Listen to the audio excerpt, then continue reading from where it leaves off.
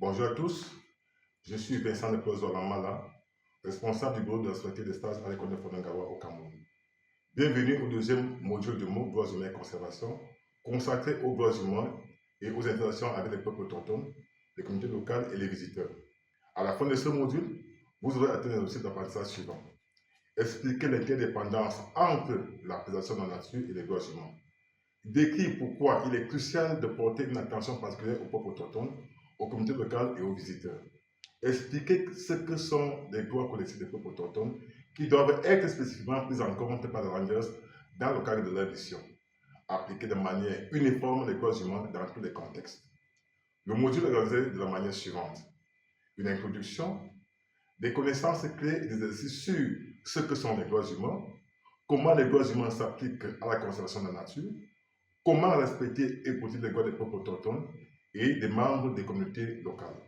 Une section dédiée aux partages d'expérience aux bonnes pratiques dans laquelle vous découvrirez le vécu des rangers autochtones ainsi que des rangers de sexe féminin. Leur présence au sein des effectifs de rangers permet de diversifier et d'enrichir les pratiques. Toutefois, ils sont confrontés à des défis liés à leur spécificité. Les équipes Tango, qui constituent un véritable atout pour développer des relations constructives et apaisées avec les transhumants. Une section apprentissage par des visuels qui vous offre une manière ludique de revoir certains messages écrits du module accompagnés d'illustrations. Une section ressources qui fournit des liens vers toutes les ressources utilisées pour construire le module, ainsi que des ressources supplémentaires que vous pourriez consulter.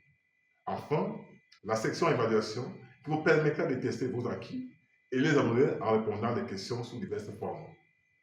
Ce deuxième module, comme tous les autres modules de ce MOOC, est un cours en ligne autonome que vous pouvez suivre à votre rythme. Il faut environ 10 heures pour le compléter, sans compter l'examen final que vous pourrez passer à votre convenance. Le cours est composé de plusieurs activités, généralement organisées comme suit. Exercices. Chaque exercice consiste principalement en des vidéos courtes, des études de cas ou des documents suivis de questions.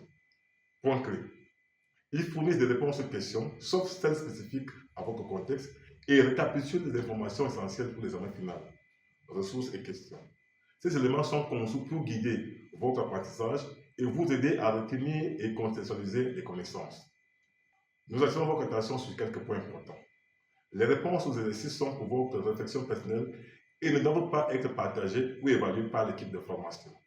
Il peut être nécessaire de revoir des vidéos pour bien comprendre les consignes.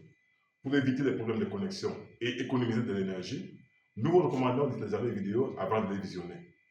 Si votre accès Internet est limité, vous ne pourrez peut-être pas consulter toutes les ressources.